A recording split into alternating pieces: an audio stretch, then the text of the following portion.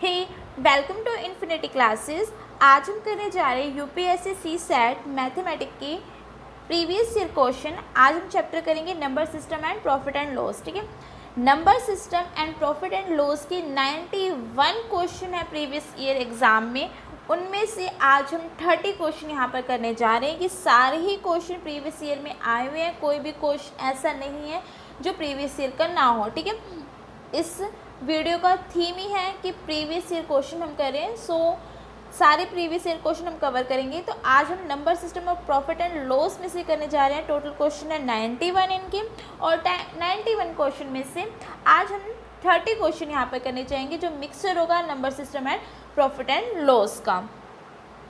आपको just video को देखना है कि क्वेश्चन आपके पास नहीं होंगे प्रीवियस ईयर के, आप स्क्रीनशॉट ले सकते हैं। अगर आपको पीडीएफ चाहिए तो आप फेसबुक और टेलीग्राम ग्रुप ज्वाइन कर सकते हैं। वहाँ पर इस वीडियो के अपलोड होने के बाद आफ्टर 2 and 3 डेज़ आपको क्वेश्चन की पीडीएफ जो है वो प्रोवाइड हो जाएगी विद सॉल्यूशन। ओके, और अगर आपको सिर्फ क्वेश्चन चाहिए तो क्वेश्चन का लिंक आपको डिस्क्रिप्शन बॉक्स में मिल जाएगा, वहाँ से आप क्वेश्चन की पीडीएफ डाउनलोड कर सकते हो। तो अपनी 91 क्वेश्चन में से आज हम स्टार्ट करने जा रहे हैं फर्स्ट क्वेश्चन है नंबर सिस्टम का।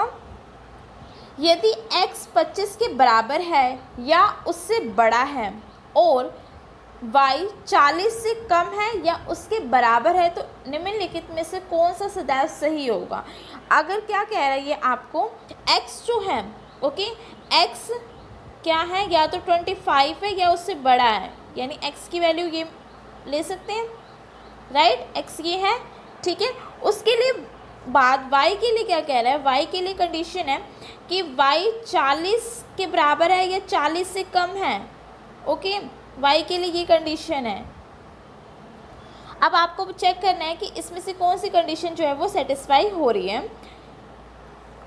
फर्स्ट कंडीशन है, ऑप्शन ए है आपके पास, x y से हमेशा बड़ा रहेगा, x y से हमेशा बढ़ेगा। पहले ही देख लो, x क्या है 25 है और y क्या है 40 है, तो पहली कंडीशन तो गलत हो गई। ठीक है, दूसरा क्या कह रहा है, y x से 15 बड़ा होगा, y और माइनस एक्स, y और x का जब हम डिफरेंस लेंगे तो वो 15 आएगा। ठीक है, करके देख लेते हैं। 40 और 25 का डिफरेंस कितना होगा 15, यहाँ पे तो ये 15 आया है, 15 से बड़ा तो नहीं आया। ठीक है, तो ये भी आपकी कंडीशन क्या होगी, सेटिस्फाई नहीं हुई।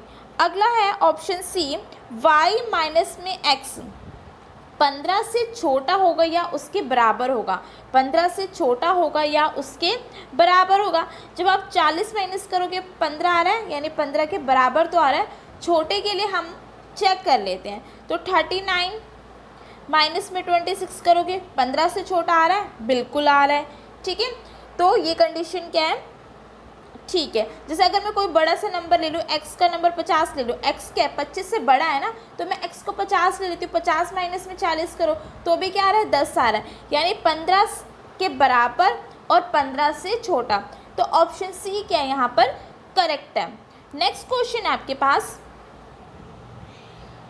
एक संख्या 3 अंकों से बनी है जिसमें मध्य वाला अंक 0 है और उनका योग जो है वो 4 है। यदि प्रथम और अंतिम का विनिमय यानी इंटरचेंज करने पर बनी संख्या स्वयं उसी से 198 अधिक है तो प्रथम व अंतिम अंक के बीच में अंतर आपको ज्ञात करना। 3 अंकों की यानी x y z, जिसको आप क्या लिखोगे 100x प्लस में 10y प्लस में z, ये लिखते हैं नंबर को। ठीक है, अब इसमें से ये तो क्या हो गया 0 हो गया, ये आपकी क्या हो गई 0 हो गई, और इन नंबर का जो सम है वो 4 है, यानी z प्लस में y, सॉरी z प्लस में x, y तो क्या है 0 है ना, बीच वाली टर्म आपकी क्या है 0, तो x z प्लस x आपके पास क्या है 4 है। यदि प्रथम और अंतिम अंक का विनिमय यानी इंटरचेंज कर दें तो संख्या खुद से क्या हो जाती है 198 अधिक हो जाती है। ओके, तो 100 z प्लस में x इंटरचेंज करने का मतलब यही हो गया। ठीक है, और रियल नंबर क्या था 100x प्लस में z। ओके, इसका डिफरेंस लो, इनका डिफरेंस कितना आ जाएगा, इनका डिफरेंस आ जाएगा आपके पास 99z माइनस में 99x, और ये किसके बराबर दे रखा है 198 की, ये किसके बराबर है 198 के। तो z माइनस में x जब आप यहाँ से सॉल्व करोगे तो z माइनस में x क्या आ जाएगा 2 आ जाएगा। यही पूछा है कि प्रथम और अंतिम अंकों के बीच का अंतर क्या है, तो प्रथम और अंतिम अंकों के बीच का अंतर क्या है 2 है। इस क्वेश्चन को आपको एग्ज़ाम में ऐसे नहीं करना है, ठीक है, एग्ज़ाम में आपको इस क्वेश्चन को नहीं करना, ये इस क्वेश्चन का बेसिक था। एग्ज़ाम में ये क्वेश्चन आपको कैसे करना है ये देखिए, यहाँ पे कर लेते हैं हम इसको।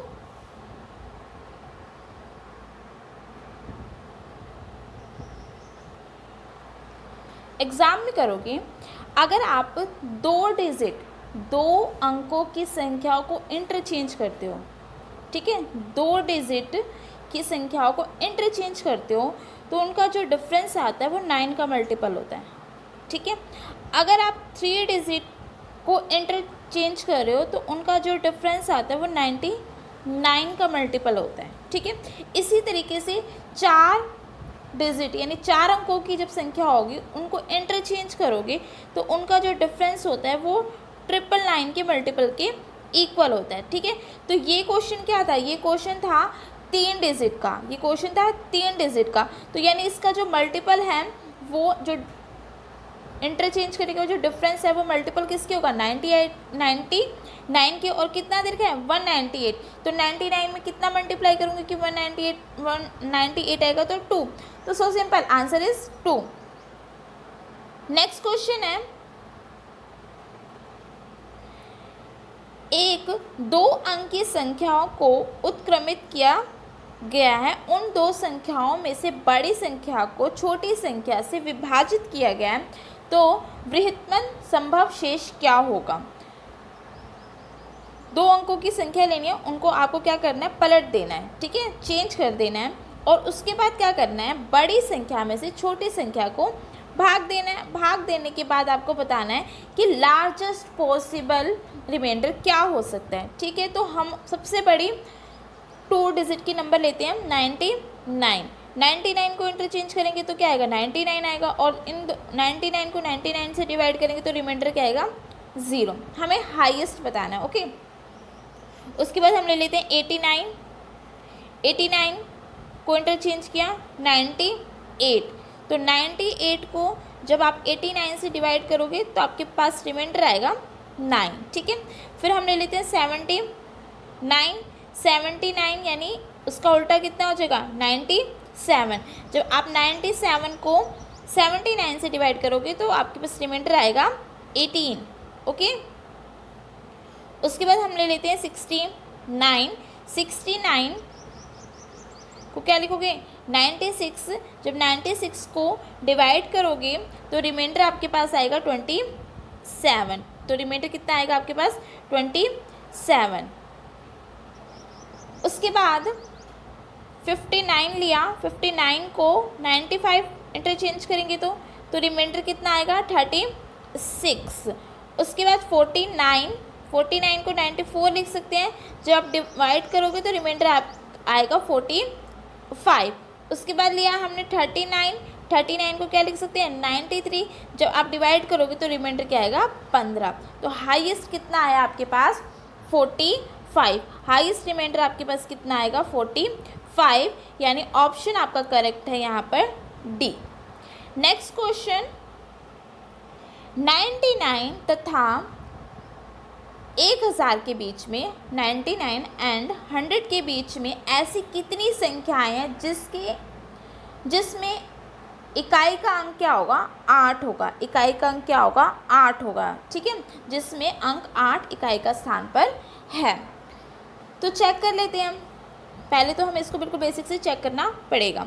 तो हम 100 की लाइन में देखते हैं, 100 में यानी 108 में आएगा, ठीक है।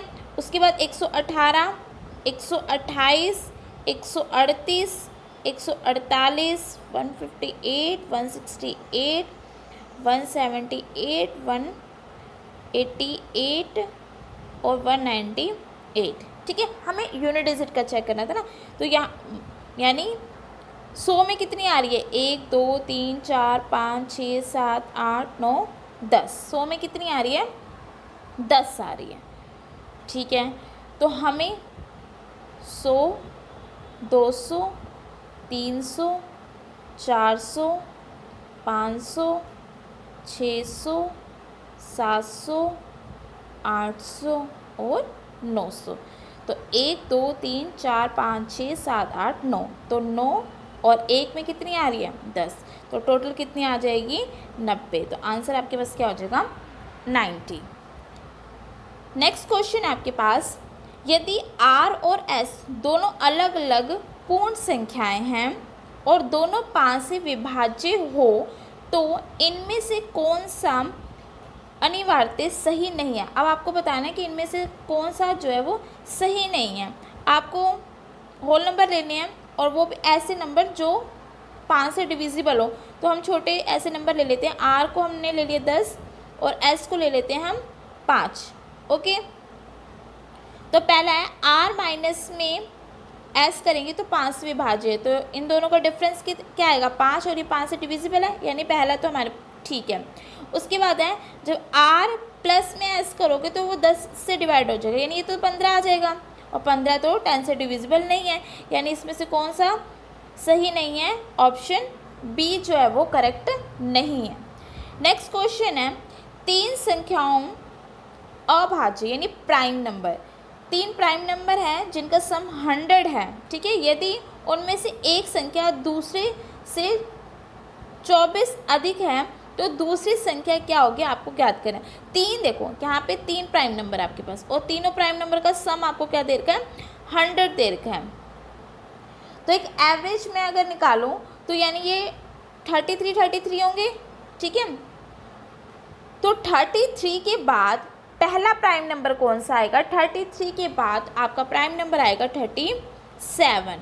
ठीक है, और दूसरी संख्या इससे 24 अधिक है, यानी इसमें 24 में जोड़ दूँ तो दूसरी संख्या कितनी आ रही है? 61।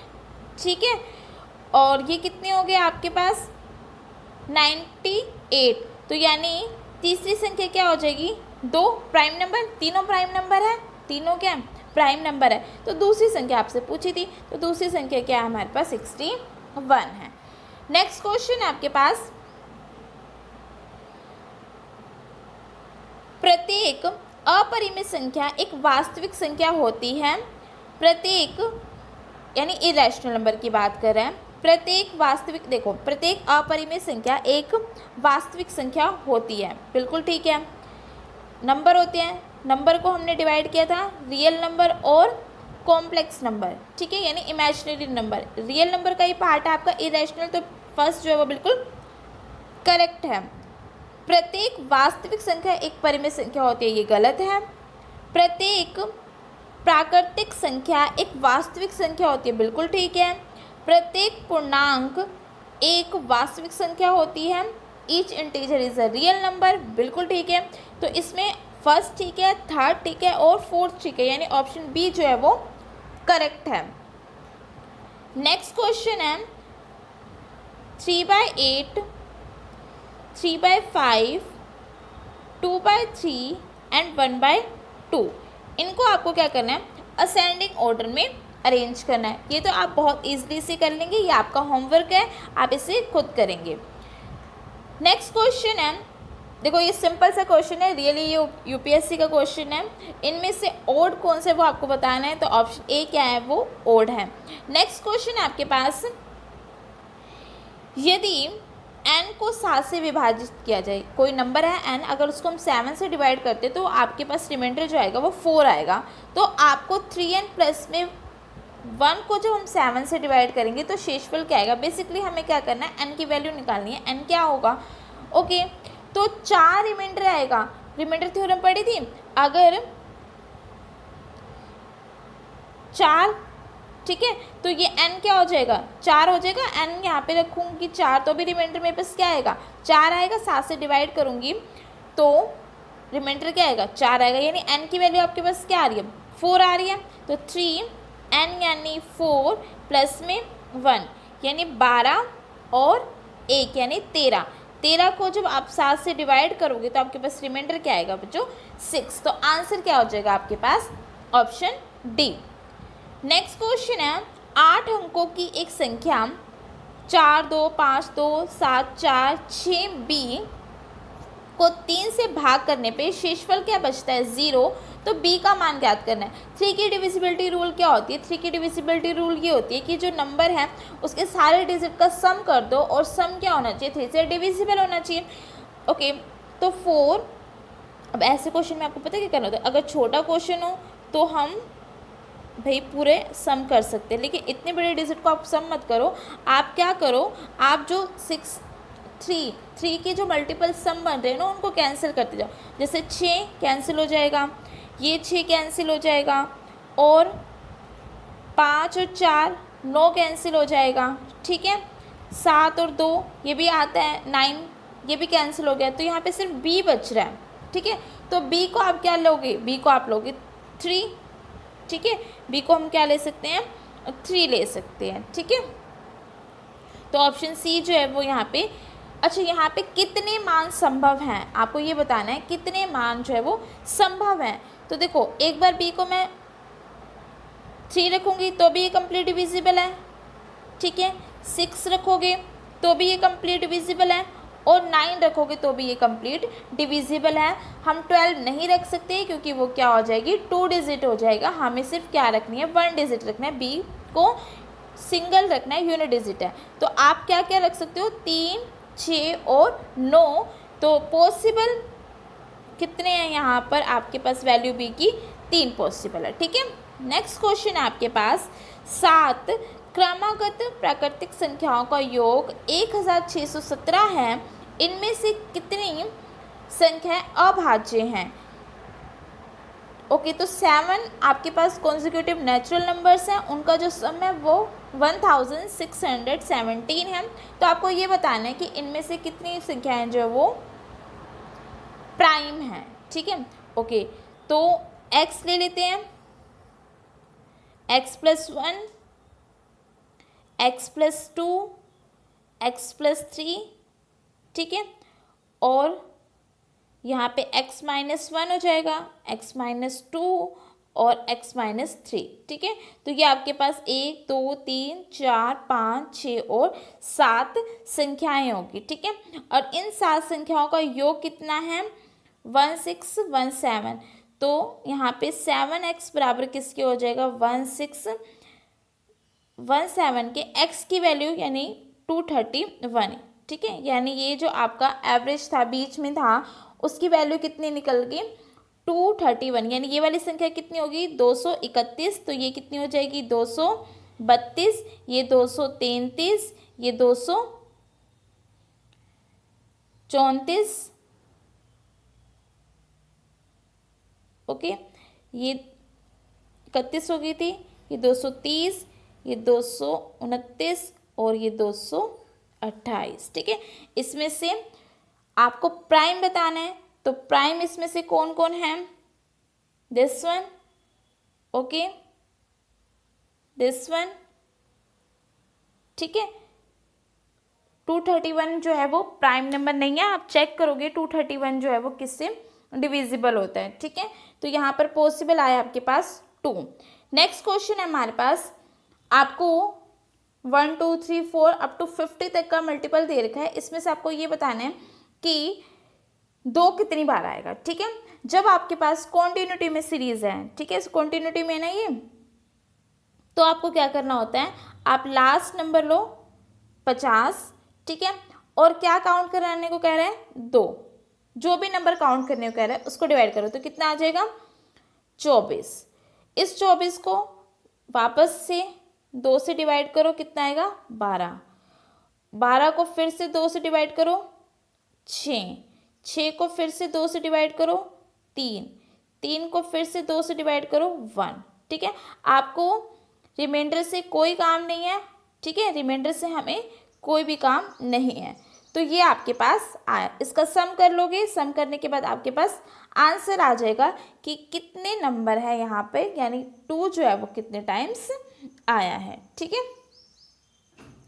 नेक्स्ट क्वेश्चन है हमारे पास संख्या 136 को 5, 20, 7 में जोड़ने पर प्राप्त योगफल 7A3 है, जहाँ A और B पूर्णांक हैं। यह दिया गया है कि 7A3 यथार्थ 3 से विभाज्य है। B का एकमात्र संभव मान ज्ञात कीजिए। तो 136 है, उसमें 5B 7 आपको जोड़ना है और 7A3 आता है, ठीक है। और A और B आपके पास क्या है, A और B आपकी इंटीजर्स हैं, ओके। और ये जो नंबर है 7A3 ये कंप्लीट डिविजिबल है किससे, 3 से। तो B के पॉसिबल वैल्यूज़ आपको बतानी है कितनी होंगी, ओके। तो देखो ये हो गया 13 यानी 1 कैरी, ओके। यानी 4 प्लस में B करोगे तो आपके पास A आना चाहिए। 4 प्लस में B करोगे तो आपके पास क्या आएगा, A आएगा। और आप चेक करो कि 1 और 5 का सम कितना होगा, 6, यानी यहाँ पे कैरी भी आ रही होगी, तभी तो यहाँ पे क्या आया, 7 आया, तभी तो यहाँ पे क्या आया, 7, ओके। तो हम 4 नंबर ऐड करते हैं कि 1 कैरी बचे। 4 में 6 ऐड करो, ठीक है। 4 में 6 ऐड करेंगे तो कैरी बचेगी एक, जो यहाँ पर जाएगी। इसका मतलब A तब क्या आएगा, A आ जाएगा 0, ठीक है। A क्या आ जाएगा, 0। उसके बाद 4 + 7 करके देखते हैं। 4 + 7 यानी 11, यानी A क्या आ रहा है, 1 आ रहा है, ओके। फिर 4 + में 8 करके देखो। 4 + में 8 मीन्स 12, 12 का A क्या आएगा, 2 आएगा। उसके बाद 4 + में 9, 4 + में 9 करोगे तो आपके पास A क्या आएगा, 13 आएगा। यही पॉसिबल है, 10 तो नहीं कर सकती ना, 10 तो आपकी क्या होगी, 2 डिजिट नंबर हो गया, हमें तो 1 डिजिट करना है, ओके। तो अब आप देखो 703, तो ये आपका डिविजिबल है, 3 से नहीं डिविजिबल है, ये 3 से डिविजिबल नहीं होगा, ठीक है। ऐसे आप 7 रख के देखो, सॉरी 1 A पुट करना है, A को 1 रखोगे यहाँ पर तो भी ये डिविजिबल नहीं होगा, ओके। फिर 4 + में 8 यानी 2 रख के देखो। 2 रख के देखोगे तो ये नंबर जो है आपका क्या हो जाएगा, डिविजिबल हो जाएगा 3 से, ठीक है। तो आपके पास आंसर क्या आ जाएगा, यहाँ पर B की पॉसिबल वैल्यू क्या आएगी आपके पास, D यानी ऑप्शन D यानी 8। नेक्स्ट क्वेश्चन है, कोई मुद्रक किसी पुस्तक के पृष्ठों पर 1 से प्रारंभ कर पृष्ठ संख्या डालता है और कुल मिलाकर 3089 अंकों का प्रयोग करता है। कितने डिजिट यूज़ करता है वो, 3089। तो आपको ये बताने हैं कि उस बुक में कितने पेज हैं, ठीक है, उस बुक में कितने पेज हैं। तो देखो अगर मैं 1 to 9 पेज की बात करूँ तो यहाँ पे पेज भी कितने हैं, 9 है, और डिजिट भी कितनी यूज़ की है, 9 यूज़ करिए, ठीक है। 10 to 99 में पेज कितने हो जाएंगे, 90, और डिजिट कितनी यूज हो जाएगी 180, ठीक है। उसके बाद 100 से लेके 999 पेज कितने हो जाएंगे, 900 पेज कितने हो जाएंगे, 900, और जो डिजिट यूज किए उसने वो 2700, ठीक है, 2700। तो यहाँ तक हम सम कर देंगे, यहाँ तक आप सम कर दोगे 2889, ठीक है, 2889। अब आपके पास कितने पेज जो है वो बच जाएंगे,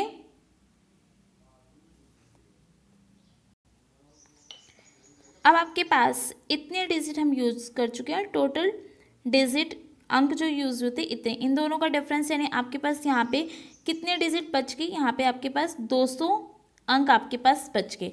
अब वो जो पेज नंबर डालेगा वहाँ पे कितने डिजिट यूज़ करेगा, 4, यानी इसको डिवाइड कर दोगे 4, यानी कितने पेज, यानी 50। तो 999 प्लस में 50 कर दोगे तो आपके पास आंसर आ जाएगा 1049। ये डिजिट काउंट करना और नंबर काउंट करना बुक्स में, इसकी पूरी कंप्लीट वीडियो है जिसका लिंक मैं आपको डिस्क्रिप्शन बॉक्स में दे दूंगी। वहाँ पे जाके पहले आप प्रॉपर वीडियो देखना, अच्छे से कॉन्सेप्ट को समझना, तो आपको ये समझ में आ जाएगा, ठीक है। नेक्स्ट क्वेश्चन आपके पास, x और y एक के अलावा धन पूर्णांक है तथा y x से बड़ा है, निम्नलिखित में से कौन सा सबसे बड़ी संख्या को निरूपित करता है।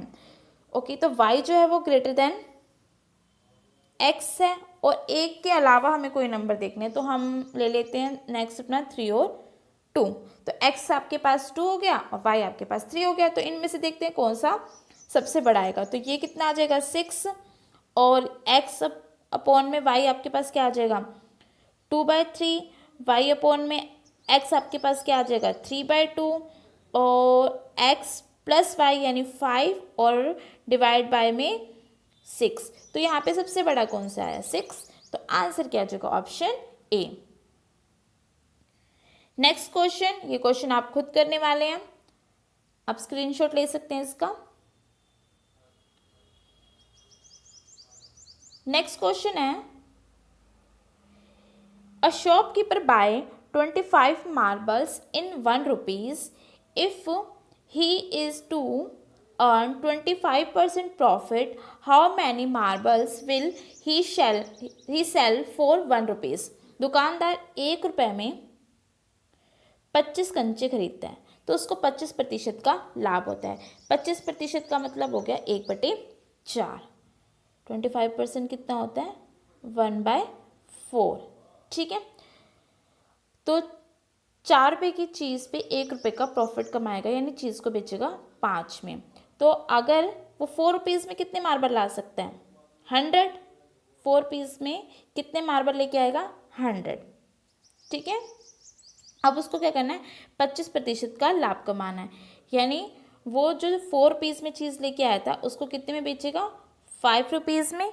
5 में कितने मार्बल बेच रहा है 100, तो 1 रुपये में कितने मार्बल बेचेगा 20। 1 रुपये में कितने मार्बल बेचेगा 20। नेक्स्ट क्वेश्चन है, यदि राकेश ने एक वस्तु हरि को 20% प्रॉफिट में बेची लेकिन हरि ने उसे मोहन को 25% हानि में बेच दिया, मोहन ने उसे शाम को 20% हानि पर बेच दिया, बताए कि शाम का क्रय मूल्य कितना होगा अगर राकेश का क्रय मूल्य 500 था। जब चेन वाले क्वेश्चन हो, ये चेन रूल चल रहा है ना कि राकेश ने हरि को बेचा, हरि ने मोहन को बेचा और मोहन ने श्याम को बेचा। ओके, तो आपको यहाँ पे कुछ नहीं करना, बहुत इजी है। 20% का मतलब प्रॉफिट, 20% क्या है प्रॉफिट, यानी 5 और 6। ठीक है, उसके बाद 25% का लाभ हुआ, यानी 25% का लाभ यानी 1/4, यानी 4 की चीज़ कितने बेची गई है 3 में। नेक्स्ट साइकिल में क्या हुआ 20% की हानि हुई है, यानी 5 की चीज़ कितने बेची की है 4। इस 4 से ये 4 कैंसिल, ये 25 आ गया, ये आपके पास 18 आ गया। ये जो आएगा ये राकेश का यानी पहले वाले का सीपी होता है। ठीक है, और ये जो आता है ये आखिरी वाले का सीपी होता है। ठीक है, तो 25 का सीपी बराबर दे रखा है किसके 500 के। ठीक है, 25 बराबर है किसके 500 के, तो 1 बराबर किसके हो जाएगा 20 के, तो 18 बराबर हो जाएगा किसके 360 के। तो आंसर आपके पास करेक्ट हो गया ऑप्शन बी। नेक्स्ट क्वेश्चन है, एक व्यक्ति कुछ अंडे 1 रुपये में 3 अंडे की दर से 1 रुपये में 3 अंडे तथा उतने ही अंडे 1 रुपये में 2 अंडे की दर से खरीदता है, यानी 1 रुपीज़ में 2। ठीक है, और उसने सभी अंडों को 2 रुपये में 3 अंडे की दर से बेच दिया है, तो आपको ये बताना है कि उसको प्रॉफिट हुआ या लॉस हुआ। तो ऐसे क्वेश्चन में आप क्या करोगे, पहले हम क्वांटिटी को सेम कर लेते हैं, इसको 2 से इसको 3 से, यानी 1 रुपीज़ में 12। ठीक है, ये 1 रुपीज़ में, तो जब आप इसको सेम करोगे, एक जस्ट अ मिनट इसको इरेज कर देते हैं हम। देखो पहले उसने लिए 1 रुपीज़ में 3, उसके बाद 1 रुपीज़ में 2, इनको हम सेम कर लेते हैं क्वांटिटी को, इसको 2 से इसको 3 से मल्टीप्लाई कर देते हैं, ठीक है। जब आप मल्टीप्लाई करोगे तो 2 रुपीज़ में आए 6 और यहाँ पे 2 रुपीज़ में आए 3 रुपीज़ में आए 6, यानी उसने 5 रुपये में 12 अंडे खरीदे हैं। ओके, अब जब बेचने गया है तो बेचते वक्त 2 रुपये में 3 की दर से वो बेच रहा है, तो यहाँ पर भी क्या करेंगे, इन दोनों की क्वांटिटी को सेम कर लेते हैं, यानी इसको मल्टीप्लाई कर दोगे आप, इसको कर दो 4 से।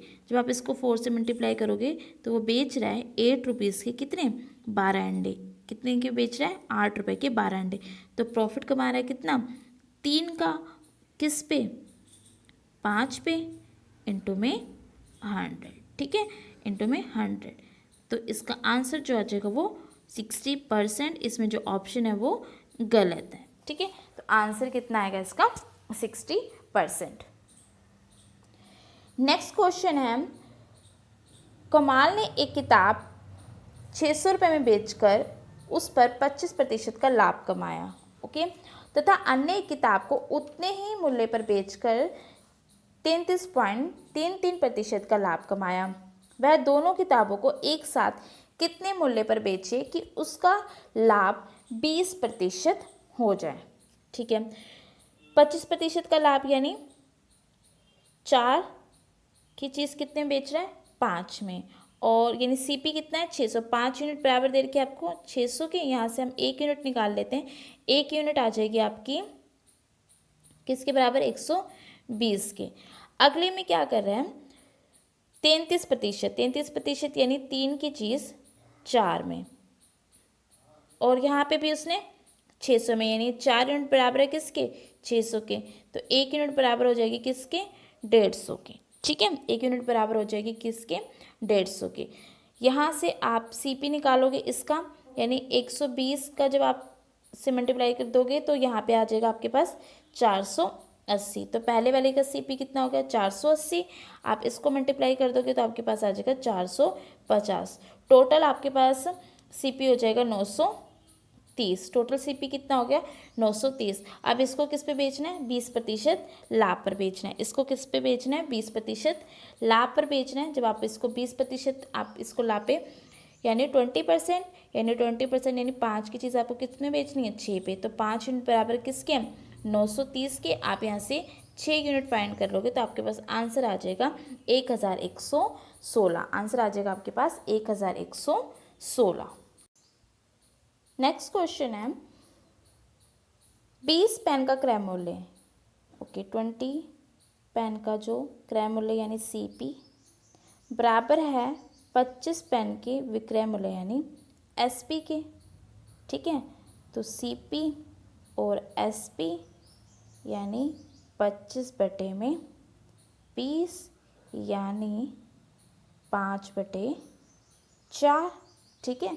तो आप क्या कर रहे हो, 5 रुपये की चीज़ ला रहे हो और उसको 4 रुपये में बेच रहे हो, तो आपको क्या होने वाला है, आपको लॉस होगा, ठीक है। नेक्स्ट क्वेश्चन है, साजिद ने 3 किताबें 100, 200, 300 में खरीदी। पहली को 10% लाभ पर, दूसरी को 20% लाभ पर और तीसरी को 30% लाभ पर बेच दिया। तो आपको बताना है कि टोटल प्रॉफिट उसका कितना होगा। बहुत सिंपल क्वेश्चन है, आप इसको खुद करोगे। नेक्स्ट क्वेश्चन है, हरी ने एक किताब 1000 रुपये में बेची। अगर उसको 25% का लाभ होता तो उसे किताब कितने में खरीदी थी, ठीक है। तो 25% का लाभ होता उसको, यानी 25% आप है 1/4 के।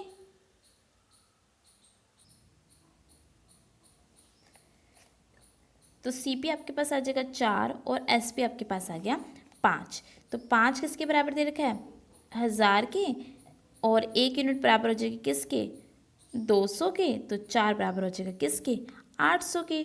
तो सीपी कितना निकल गया, 800। नेक्स्ट क्वेश्चन है, सरोज ने एक किताब 600 में बेचकर 25% लाभ कमाया तथा एक अन्य किताब को 600 में बेचकर 33.33% का लाभ कमाया। तो उसका कुल लाभ कितना हुआ। 25% यानी 1/4, यानी CP था 4 और SP है 5 और इसने बेची है 600 में, यानी 5 यूनिट बराबर है 600 के। तो यहाँ से जो उसको प्रॉफिट हुआ है 1 यूनिट का यानी 120 के। अगले में उसने क्या किया है 33.33% का, 33.33% यानी 1/3, यानी यहाँ पे 3 CP था और उसने प्रॉफिट में बेचा, यानी बेचा उसने 4 में, और वो 4 बराबर दे रखा है किसके 600 के। तो यहाँ पर जब आप 1 यूनिट निकालोगे तो 1 यूनिट आ जाएगी 150 की, यानी जो प्रॉफिट यहाँ पे निकल के आया वो 150 और यहाँ पे जो प्रॉफिट आया वो 120, दोनों को सम कर दोगे यानी 270, यानी उसको कुल लाभ कितना हुआ है 270 रुपये का। नेक्स्ट क्वेश्चन है आपके पास, लास्ट क्वेश्चन है ये, तय राशि पर 30%, 20% के दो क्रमागत बट्टों के तुल्य एक ही बट्टा कितना प्रतिशत होगा। ये क्वेश्चन आप सिंपल सा 30 प्लस में 20 माइनस में सक्सेसिव वाला फॉर्मूला यूज़ कर सकते हैं आप यहाँ पे, और डिवाइड बाय 100, ठीक है। आप इसको सॉल्व कर लेंगे, सॉल्व करेंगे तो आपके पास 44% आएगा। ये वाला सक्सेसिव मेथड जो हर कोई यूज़ करता है। मैं आपको एक और इसका मेथड बताती हूँ। इस क्वेश्चन में आपको क्या करना है 30%, ठीक है, डिस्काउंट दिया है यानी 10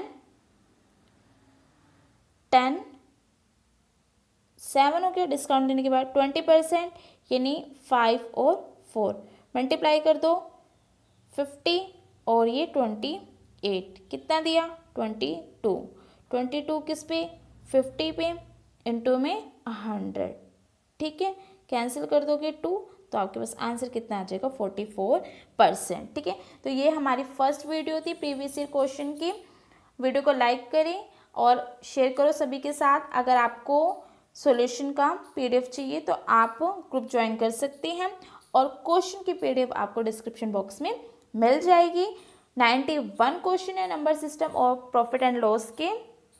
हम डेली 30 क्वेश्चन करेंगे तो जल्दी हो जाएंगे। बाकी और भी क्वेश्चन है। आपको ना UPSC के लिए सबसे इम्पॉर्टेंट होता है नंबर सिस्टम, ओके। उसके बाद आपका अलजेब्रा वाला पार्ट। तो नंबर सिस्टम के बहुत सारे क्वेश्चन हैं और बहुत इजी क्वेश्चन होते हैं, तो आपको बस जस्ट बेसिक जो आपकी क्लियर होनी चाहिए। जो भी क्वेश्चन से रिलेटेड वीडियो होगी पूरी एक्सप्लेनेशन की, जैसे मैंने आपको डिजिट और नंबर पेज वाला जो था वो बताया, सारी जो वीडियो का लिंक है वो आपको डिस्क्रिप्शन बॉक्स में मिल जाएगा। Okay, thank you for watching this video.